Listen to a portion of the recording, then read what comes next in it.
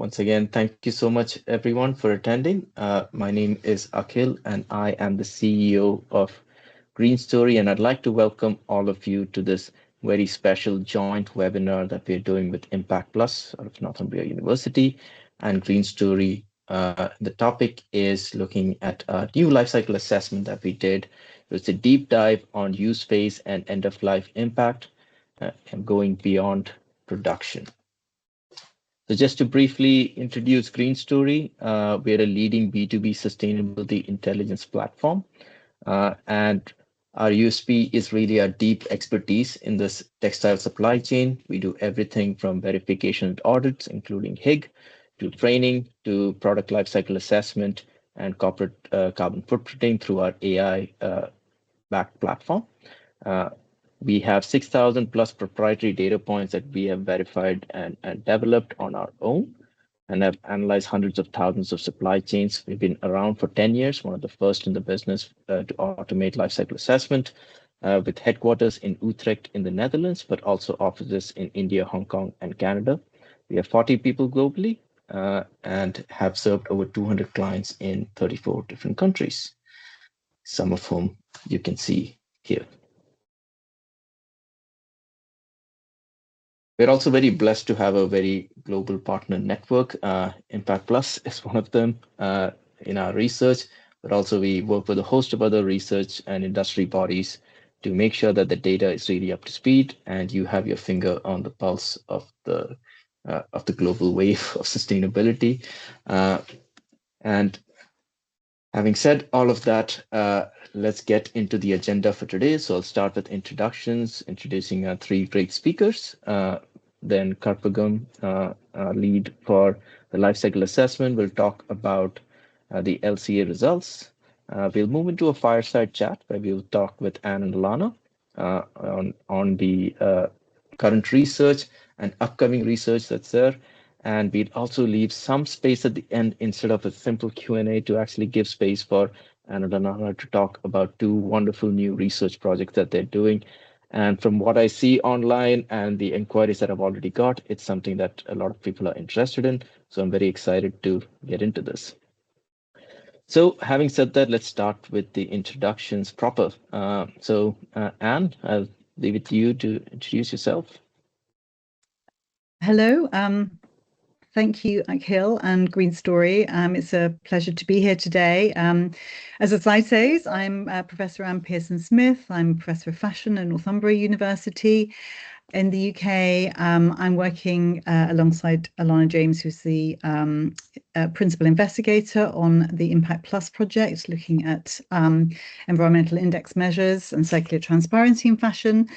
I have a professional background in branding and public relations, and I also teach research and publish on sustainable fashion marketing, branding and management, and that has been my focus in working on the Impact Plus projects and also working with Green Story. And again, happy to be here today. Thank you. Thank you so much. And it's great that you're able to take a small break from your sabbatical to be part of this as well.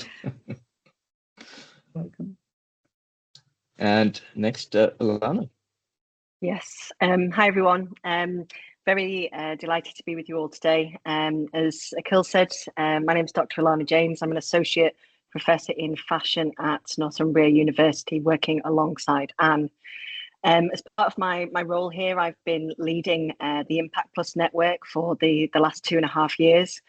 Impact Plus was funded through the UKRI, so the UK Government Research Councils, specifically exploring circular fashion and textile strategies. We were one of 3 networks which were funded, and we received over £2.5 million to be able to conduct this project. Green Story have been our project partners from the very beginning, and our main mission has been to challenge how environmental impact is assessed across the global fashion and textile supply chain. So Green Story have been a really crucial project partner for us. A little bit more about myself. I'm a designer by trade, so I look at how design interventions can help us achieve these bigger goals around reducing environmental impact. So delighted to be with you and happy to get into conversation a little later. Thank you so much, Alana. And I think this is probably our fifth webinar together, if I'm not mistaken. So it's been a deep and beautiful partnership. So I'm looking forward to seeing more of this. And I will be introducing Dr. Karpagam Subramanian. I'm very delighted to do so. She's our technical manager and lead on life cycle assessment at Green Story. She's over 10 years of experience in LCA. Some of you who might be joining this webinar probably work with her. If you're our clients, she leads all the major projects, has worked with pretty much most brands we have ever worked with or overseen it. Any work of ours on LCA has been touched by her in some way, and this project is no different. She led the current project, and so she'll be presenting the findings. And with all that being said, I will pass it over to you, Karpagam, to please share your screen and take it Yeah, from here. yeah, great. So like I said, I'm very excited to present the results of our pilot study with Impact Plus. So before we get into the results, I thought we'll first discuss the problem, which is like why understanding the environmental impacts of use and end of life behavior of consumers is so very critical. Let's look at the example of jackets. So, jacket one is made via a sustainable supply chain that is using sustainable fibers, renewable energy, and results in a 15 kilogram carbon emission. Whereas jacket two is made in a typical supply chain using conventional fibers, non renewable energy resources, and results in a 24 kilogram carbon emission. So, clearly, one can say that jacket one is a better option. But now let's add the number of wears into the impact calculation and see what happens. So jacket 1 is worn 15 times versus jacket 2 is worn 500 times. So now you can see that the per wear impact of jacket 2 has drastically reduced, making it a better choice. But why reducing the per wear impact is so important? Why is it so critical? Let's again take an example to understand it better. So if a customer needs 1,000 jackets in a year, if a customer wears a jacket 1,000 times in a year, so if the nature of a customer is to wear a jacket only 50 times, then that person needs 20 jackets. Whereas if the nature of the customer is to wear a jacket 500 times, then that particular person needs only 2 jackets. So the second customer actually avoids production of 18 items for the same 1,000 wears in a year. So by extending the use of a product and achieving a lower per wear product footprint, we are actually avoiding the production. So it is very important to measure how a customer wears, washes, cares and maintains a garment and disposes of the garment to create a holistic understanding of the environmental profile of a product. Focus has always been on the production of garments. Use and end of life is particularly related to consumer behavior is often overlooked or ignored. So that was the main objective of this pilot study. So now let's look at the objectives and the methodology of the study. So the main objective was to evaluate the per wear impact of 10 selected garments aligning with PCR, product category rule, based on survey data collected in UK. Again, like I said, with main focus on use and end of life of the garments. All the 10 selected products were modeled starting from fiber production through yarn, fabric, katsu, pack, use up until end of life. And we have used both primary data as well as secondary data for modeling the products. So when it comes to primary data, use and end of life of the 10 selected garments were modeled using primary data. So we gathered survey data from customers in UK, and the questions were customized in such a way that it allowed us to model the different consumer usage behavioral patterns. So we ask questions like how often they wear the 10 garments, how often they wash the garments, and how many years they use the garments, which will reflect the desirable use, desirable life of that garment, and what do they do once they decide to take it out of their wardrobe at the end of life. And also questions like how many washes the garment actually allows the customer, which reflects its durability, and what they do with that garment once it's worn out at the end of its life. And manufacturing of the 10 garments, the cradle to gate part, that is the fiber, yarn, fabric, and cotton sew. So the manufacturing part of the 10 garments were modeled using secondary data like the globally recognized Eco-Invent version 3.11 and the GS proprietary data. So the answers from the survey and the secondary data from Eco-Invent and GS proprietary data were used to model three scenarios: one baseline business as usual scenario and two additional scenarios. And all the three scenarios results were compared across three impact categories: climate change, resource use, and water use. Now let's look at the results. So I'll first explain the three scenarios to better understand and interpret the results. The first is the baseline or the business as usual scenario, where a customer purchases a product, a garment, and uses the garment till he or she likes the garment, till the desirable, we can call it the desirable life, till they get bored with that garment. And still, when the product condition is still good, they get bored with the garment, so they decide to uh, throw it, but they go for reuse options like charity, used clothes bin, resale, or pass it on to a friend. So this was modeled in the baseline or business as usual scenario. In scenario one, also referred to as ideal scenario, where the customer will fully use the garment till the end of life, functional end of life of that garment, like till the custom product allows the customer to use, like for example, till the color fades away or the garment is actually worn out. Till such a condition is reached, the customer extends the use and uses the garment fully. And then also they don't trash it, they send it to use clothes bin for charity. And in the second scenario, which is called, also referred to as fast fashion scenario, where the customer uses a product for a typical number of wears, similar to the business as usual scenario, for a short time, gets bored very quickly, and the product is still in good condition, but they don't want to use it, so they trash it. There is absolutely no reuse option for the garment in scenario 2. So these are the three scenarios that were analyzed based on survey data. So now you can clearly see from the table that results across all the 10 selected product categories clearly indicate that the per wear impacts considerably reduce with increased usage. Now, to better understand the results, let's look at a comparative evaluation of the baseline and the two additional scenarios, taking the example of one product, t-shirt. So here you can see that the ideal scenario, where there is maximum use of the product and then reuse at end of life, has the least per wear impacts, 0.06 kilogram carbon.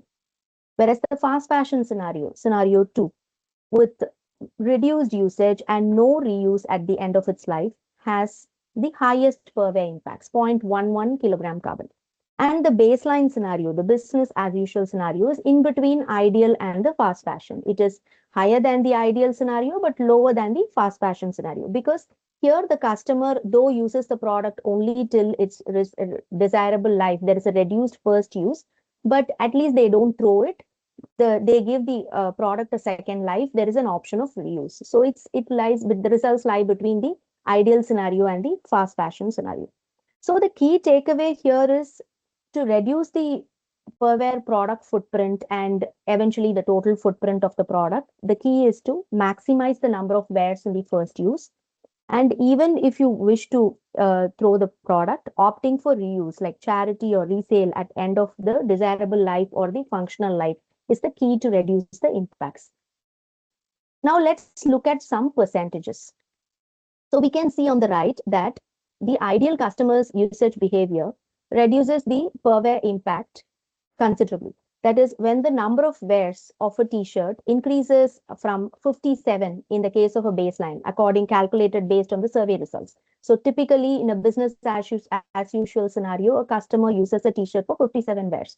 So when this number of wears increase from 57 in the baseline to 83 wears in an ideal scenario with maximum reuse, extended reuse, the per wear impacts reduce by 28%.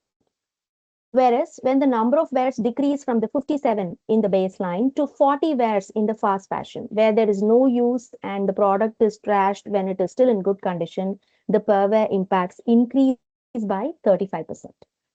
So you can clearly see this shift in impacts, reduction in impacts when there is increased usage, and increase in impacts when there is reduced usage.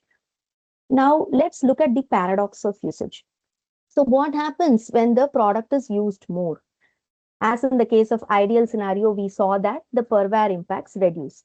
But what happens to the overall product footprint, the total footprint of a product? It definitely increases. So because the electricity and water used to maintain the product in those additional wears, extended usage, adds to the total footprint of the product. Now let's take again the example of a t-shirt. Now, with 40 uses in a fast fashion scenario with no reuse at all, the footprint is 4.32 kilogram carbon. Now, when this usage is increased to 83 uses in an ideal scenario, you can see there is a 12% increase in footprint. 4.32 kilogram carbon becomes 4.84 kilogram carbon. There is a 12% increase in total footprint of the t-shirt product. But this footprint is spread over more number of wears in the ideal scenario. This 4.84 kilogram carbon is spread over 83 uses, whereas this 4.32 kilogram carbon is spread over 40 uses. So what happens is when this footprint is spread over more number of uses in the ideal scenario, the per wear impacts drastically reduces by 45%, as you can see. Another important point to note is that increased usage of garments also avoid production of additional garments. Avoided garment production impacts is actually much higher than this additional 12% usage impacts that you're seeing. So let's again take an example to understand this better. So let's assume a person is wearing a t-shirt 100 times in a year. So what happens in an ideal scenario? So the nature of the customer, the habit of a customer is to wear a t-shirt 83 times, as you can see. So what happens? This customer needs only 1.25 t-shirts to meet the 100 wears. Whereas in a fast fashion scenario where you can see the customer uses a t-shirt only 40 times. The habit of a customer is to use only 40 times. So what happens? This person will need 2.5 t-shirts to meet the 100 wears. So an ideal customer will be buying only 1.25 t-shirts, whereas a fast fashion customer will end up buying 3 t-shirts. So in an ideal scenario, the garment production impact, in this case, production impact of 2 t-shirts is avoided with increased usage and product durability. So how long a product is worn is the most critical factor which determines the product per wear footprint and eventually the total product footprint. So these clearly outweigh the material and production impacts related to a garment. So this is particularly relevant for heavy garments with high production impacts. So we are going to see a few garments, special garment categories like heavy garments, sweaters and jackets, special garments like dresses and swimwear, and everyday basics like leggings, t-shirts. So let's first look at the baseline climate change results for sweaters. So here, as you can see, for baseline, the typical number of wears, that is according to the survey results, calculated based on the survey results, the desirable life, a typical life a customer wears a sweater is 77 wears. And still the product is in good condition, but the customer wears it only for 77 times. Now, when this number of wears is increased from 77 to 114, an ideal scenario, the lifespan increases, becomes long, then that can have a 31% reduction in per wear impact. And when you decrease the lifespan, that is usage, from 77 in the baseline to 55 in a fast fashion scenario where the customer uses for a short time and decides to throw it without giving it an option of reuse, then that can have a 40% increase in per wear impact. Similar is the case with dresses. So when the usage is increased from 33 in fast fashion scenario to 96 wears in ideal scenario, there is a 61% reduction in per wear impacts. So we can clearly see that early disposal of garments is the most carbon intensive or environmentally detrimental decision that's made. So by buying less, wearing more, overall footprint or impact in the space will come down. So particularly this is relevant for products like jackets, sweaters, and dresses. These products allow this because increasing the use avoids production of additional garments and related impacts. Now let's now let's look at the next product category, which is the everyday basics like t-shirts. Okay, we already saw that in dresses and sweaters and other product categories that longevity matters. But for this specific category, which is everyday basics, customer intention alone to extend the usage is not good enough.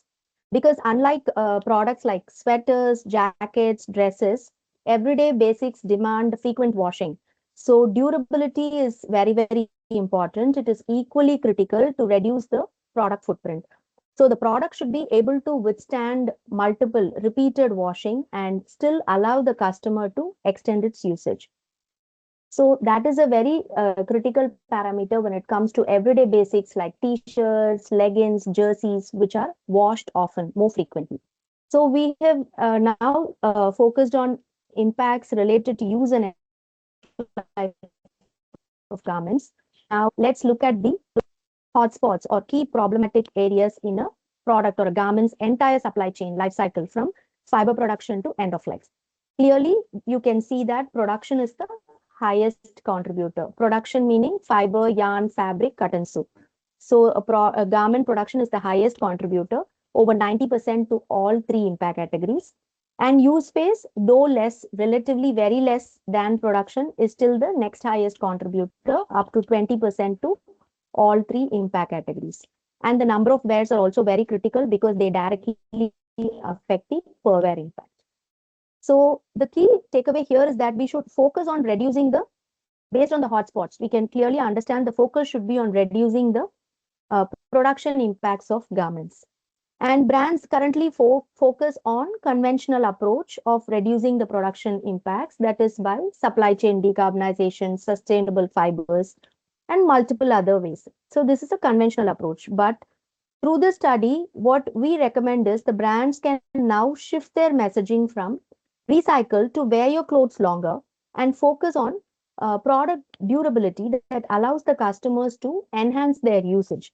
So even if the first customer is not able to fully use the product for a long time, at the end of the desirable life, the customer should be able to choose options like resale, charity. So collaborative consumption should be promoted because, like I said earlier, increasing the use avoids the production of additional garments and related impacts. Now let's look at some of the key takeaways from this study. So like I said, brands are currently focusing on fiber choices, renewable energy, reducing wastage in the supply chain. So it is a good starting point. But consumer awareness and behavioral shift is the key. So the most significant lever for impact reduction at garment level is the first consumer. So we have to educate the first consumer who buy at retail stores on advantages of increased use, incentivize those customers who return the garments in good condition. Even use labels indicating the minimum usage of a garment is a good strategy. And increasing the collaborative consumption like charity, resale, renting over landfill, particularly for products like jackets, sweaters, dresses, is highly recommended. And enhance garment care practices that allow more use, like reduced washing and line drying, because wherever possible, because that will allow the customers, the products to be in good condition and it will allow the customers to use it more.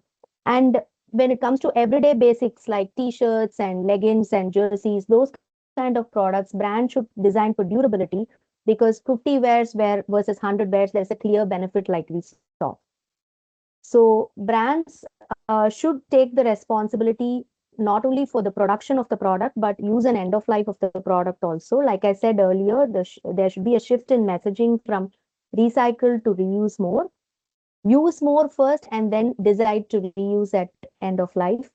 So options like collecting used clothes, selling at lower prices in retail outlets to attract customers, that will trigger a customer behavioral shift. So you can see the impact savings of a second-hand product right on the right. So what are the next steps from this pilot project? So more scenarios can be built covering different age groups in the survey. So we can model more scenarios capturing more consumer behaviors apart from the fast fashion and ideal scenarios that we have modeled currently.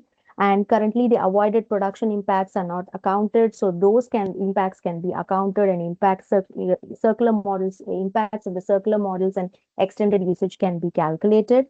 And currently the manufacturing, that is the cradle to gate, is modeled using secondary data. So that can be replaced with primary data via industry collaboration or collaboration with brands. So the cradle to gate results will be more representative and accurate. Thank you. So I'm going to pass it on to Alana and Anne for the fireside chat portion, a broader framework of the Impact Plus project. And it'll be great to look into that and understand that a little bit more. As Karpagam said, there's a lot of next steps that could potentially be done. So there's a few things we can bring up there as well.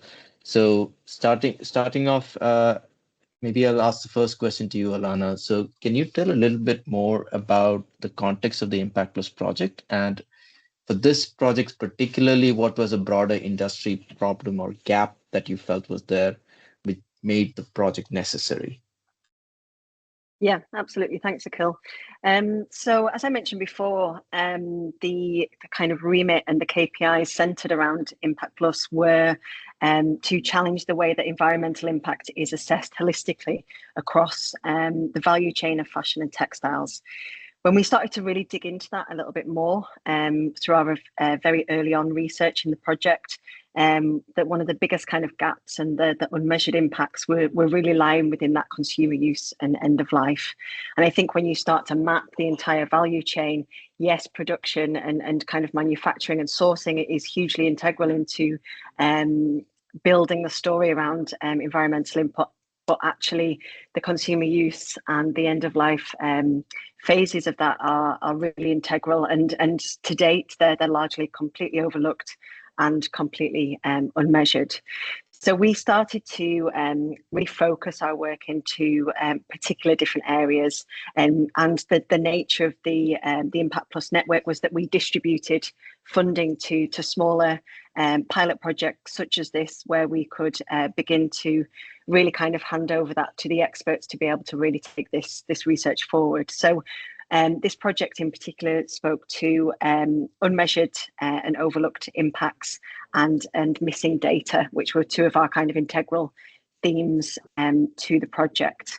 And so that's why working with you guys was so great, to be able to really identify this as a challenge to the industry. I mean, especially when we think about kind of emerging legislative landscape, especially around EPR and DPPs. I think the understanding of environmental impact as a complete picture from kind of cradle to cradle is going to be increasingly important going forward. And again, it was really why we wanted to centre and focus some of the work around this area.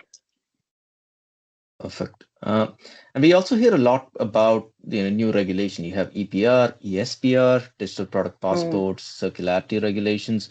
Did these kind of shape the direction of the research, or was it independent of it?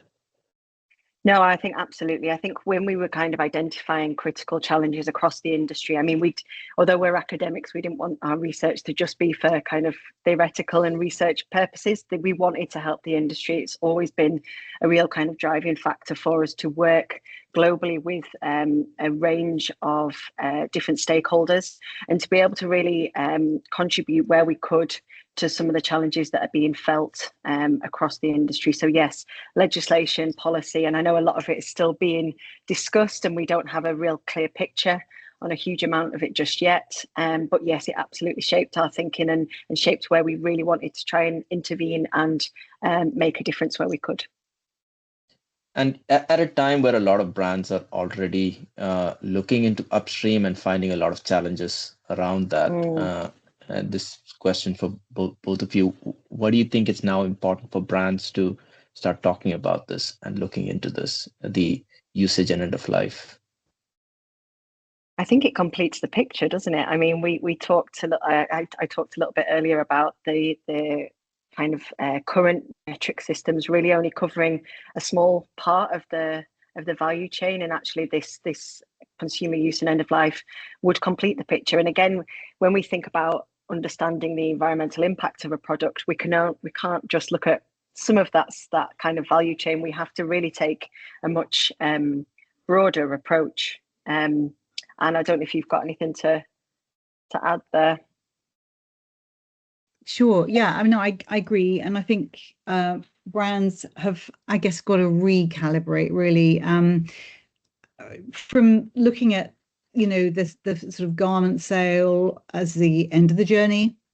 And I use journey as a metaphor a lot in my current research, to sort of developing and nurturing a long-term relationship, which is sort of what brands have always done. But to see this now through in a very different way by focusing specifically on sort of garment longevity, durability, design for durability, obviously care and circularity, and making those things accessible and understandable for consumers. And I mean, I think the report uses a lot of great words, C words that I like to call them, that collaboration and cooperation and co-creation, which I think brands have to see their stakeholders, and particularly consumers, as being part of that, as what we like to see as change agents in this space, and also just encouraging consumers to sort of view themselves, instead of being consumers, which is a one-way consumption sort of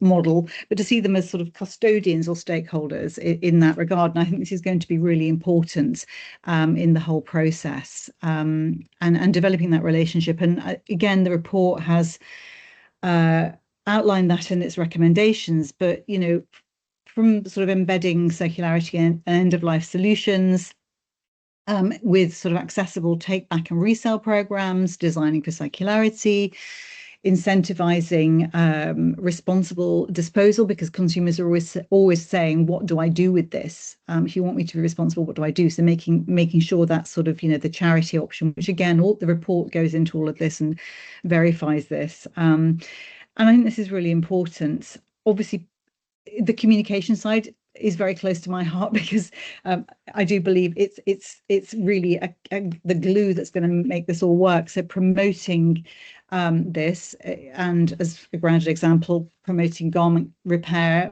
and upcycling. But we've done a lot of work on repair within the Impact Plus project at community level, and also with brands who could take that initiative, and also educating the consumer to sort of value their clothes and their wardrobe in that sort of almost emotional durability connect that goes on there.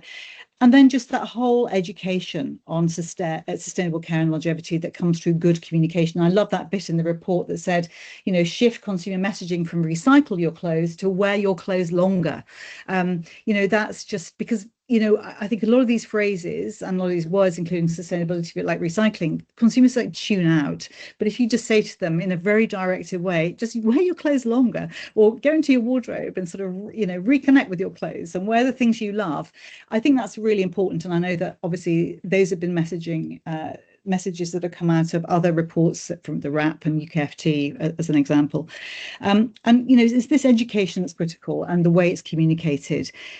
Obviously, you talked about technology, and you talked about the sort of legislation that's coming through, the ESPR requiring digital product passports that is coming through quite soon in the next few years.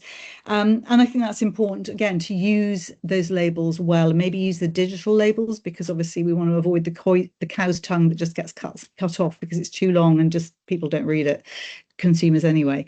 And have, just incentivize consumers. We could have how to care for clothing campaigns, wash less campaigns, editing your wardrobe, and so all of this could be very much sort of engaged with, I think. And just shifting the narratives that are going on there is really important. We've had Love Your Clothes campaigns for wrap, but these are really important. Celebrates rewearing, repair, and I think quite frankly, the time is right. We're living through such geopolitical turbulence with incredible it will have incredible economic fallout. We possibly are in a sort of a very different mentality in terms of the ownership of our goods and what we can afford. So affordability is going to become very much to the fore, and not just about, we want to pull away from cheap price points offered by uber fast fashion brands, but we're wanting to sort of re-educate the consumer to sort of love what they already have, and also to sort of think about how they sort of keep that in a sort of in circulation using circular business models. So yeah, all of those things I think need to come together, and I think it is a co-creational sort of situation between brands and their consumers and the wider picture. Obviously, other stakeholders obviously are critical to this in terms of policymakers, legislators, and industry, multi-stakeholder initiatives and trade bodies as well. Fantastic. It's quite comprehensive. One of the things but you brought a great point on customer behavior, because this is the fifth kind of research we are doing on this. We've done Zalando, ThreadUp, a bunch of other companies who specialize in end of life and usage as well, secondhand kind of sales. And I see always such a variation in customer behavior across geographies, across types of clothing, across brands. And I think that's led to a lot of difficulty in measurement of consumer behavior. There's obviously differences in behavior in more generically, but also at a brand level. I feel you might value things differently if you're buying like a very high quality luxury product versus something else, right? So you'd assume that, and I'd love to ask that of you. Like, we went in with some biases and assumptions, typically with any research you do, as much as you try not to. Were there any assumptions that you felt that the research really challenged, and what were the kind of surprising things for you on kind of reading the results? For me, coming to me, Akhil? Go on, Anne. Either of you. No, go on. Donna, over to you. Okay. Sorry. I mean, I think it affirmed a lot of the assumptions that we had, but I think being able to quantify that was really, really valuable, to be able to actually start to break that down, not only into product categories, but also impact categories as well. To actually be able to put a figure on that. I think you're right, Akhil, the fickle nature of consumers and their activities, their use behaviours, their disposal activities, I think makes quantification hugely difficult. And I think we all acknowledge that this is the beginning of a much bigger piece of research that needs to be done, to be able to kind of start to validate the methodology, to be able to really dig deeper into some of those behaviours. And I think going back to the recommendations in terms of broadening this out into different consumer categories, I think will hugely interesting as well. So yeah, I think being able to quantify it was the real value for me. Yeah,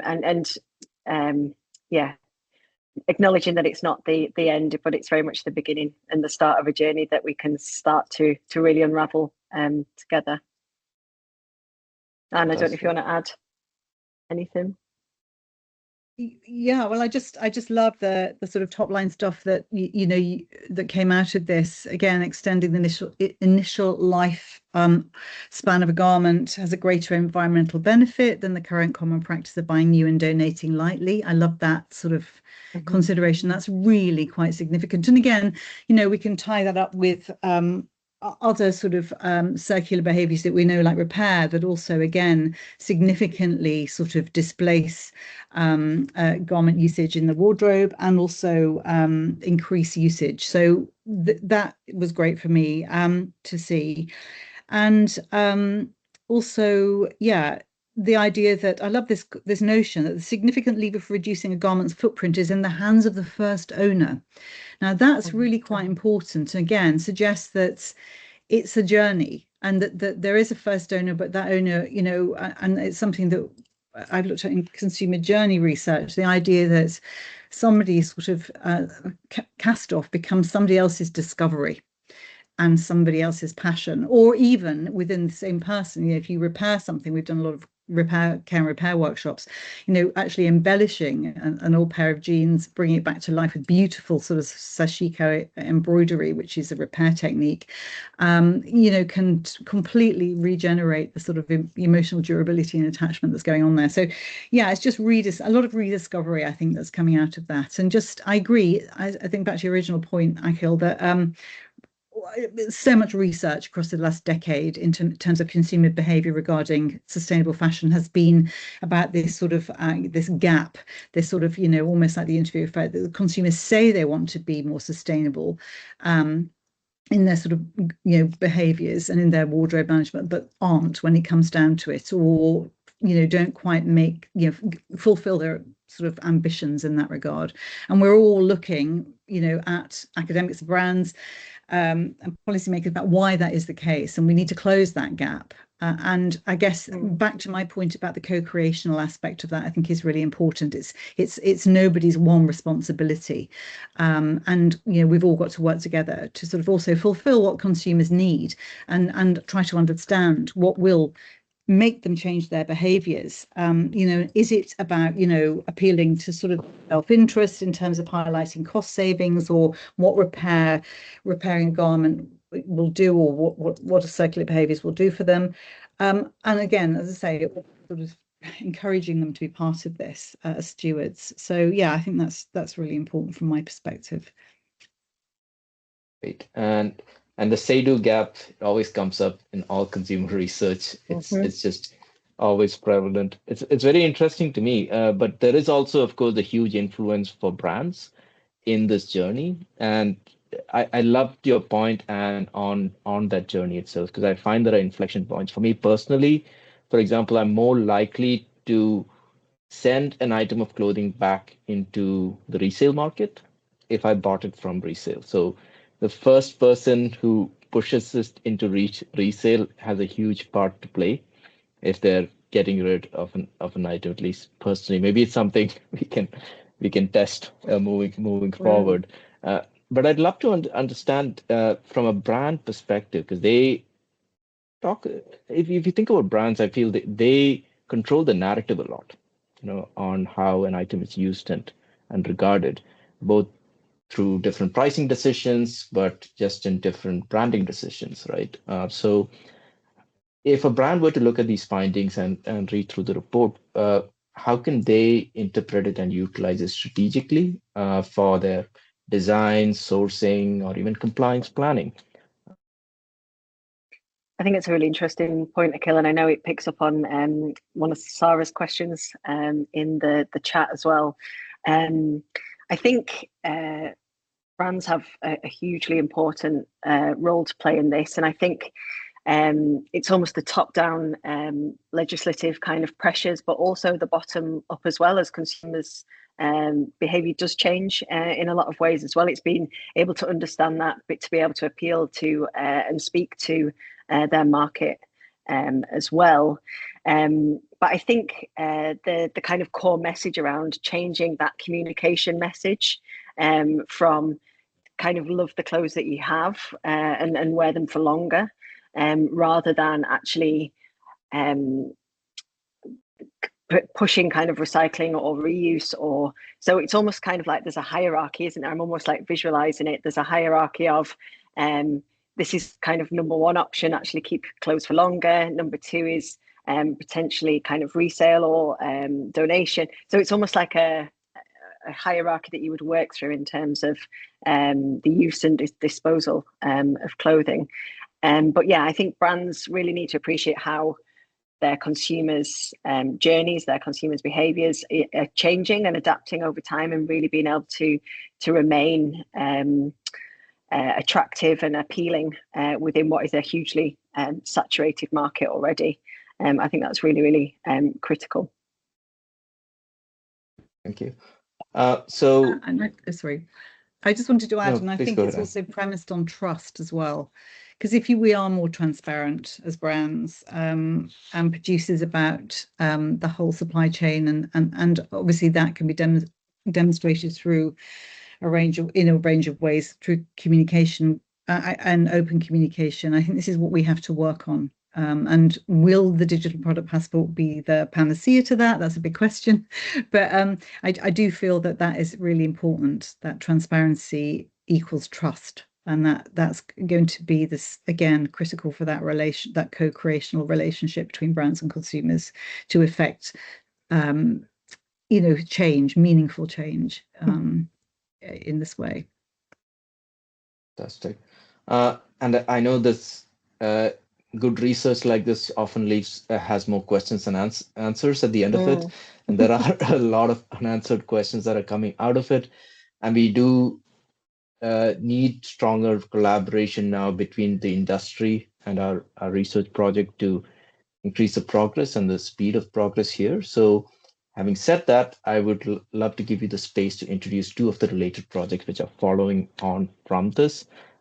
Starting with Anne, as you're now opening participation for two new projects with brands across the EU and the UK. So please introduce your project and explain what brands can gain by joining. Thank you, Akhil. So the project I'm going to invite people to take part in is a Green Story Northumbria University collaboration. The title is Co-creating Motive-Driven Responsible Consumer Journeys in the Fashion System to Prepare for Interactive Sustainability Touchpoints. Very much, as an aside, underlining everything we've been talking about today.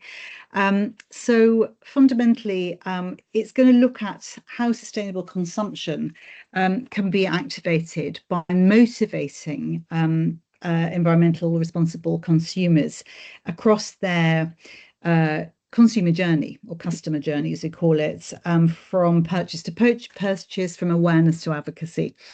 And it certainly addresses the emerging legislation that we've already talked about, ESPR as one example, and the DPPs.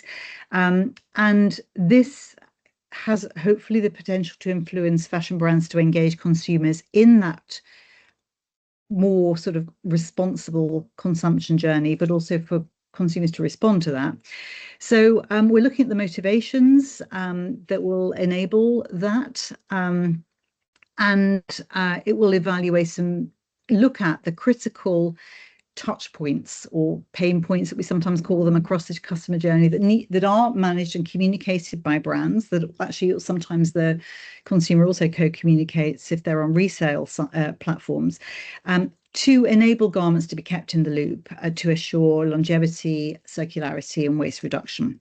So that's really the project. We're hoping to gain some very actionable insights into consumer purchasing perceptions and motivations that will inform responsible consumption choices for both producers and consumers, using existing business models and maybe ones that we haven't thought of. We're wanting to identify effective communication strategies that I talked about earlier, and tactics to elevate that experiential consumer satisfaction in order to secure strong business performance on behalf of brands as well. And hopefully to look at some directions, practical directions, to address the legislative compliances that are coming through that we've talked about. And again, trying to understand whether really engaging with the sustainable consumer journey is entirely possible, and what that looks like, and how we can sort of effect that to make big changes.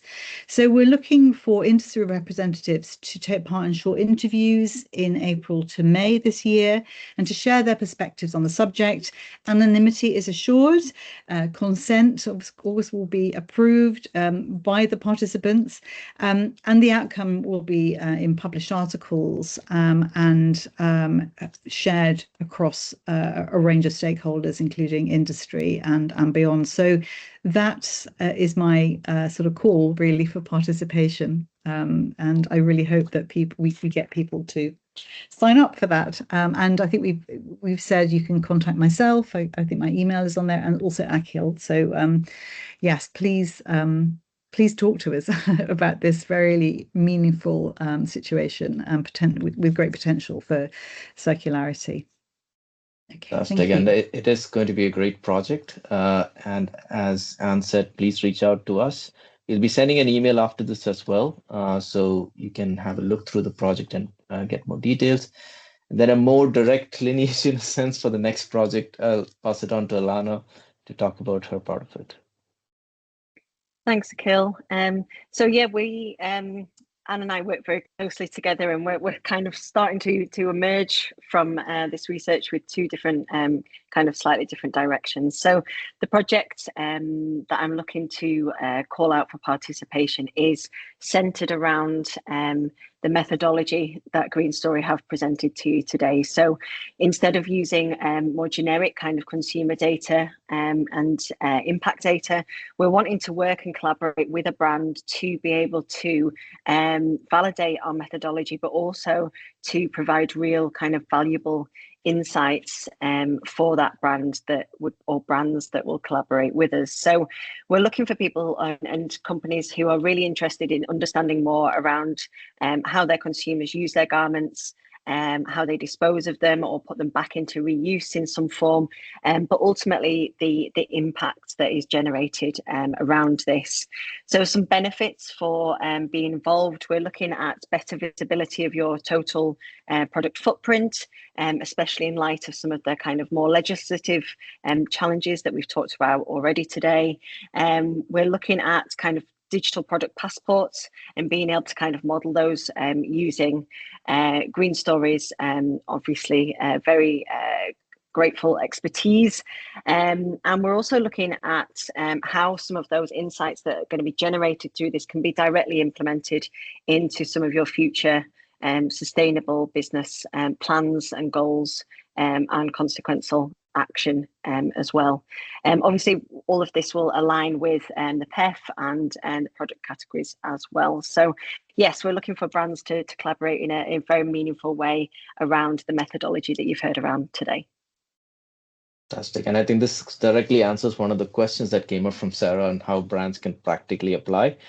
Yes. You barely have to lift a finger for this part. You can directly apply to Alana and reach out to me, and we'll be happy to work with your brand on getting this through. So I do have one more bonus to say for brands who are going to be taking part in this, in the extension of usage and end-of-life research. You will get access to our traceability platform, as Alana said, free DPPs for the products we analyze for you. So it is really great value if you want to participate. It's a win-win. I would say that it's a win-win. So having said all that, thank you so much, Karpagam and Alana, for your participation, and thank you for sharing the results and the findings here.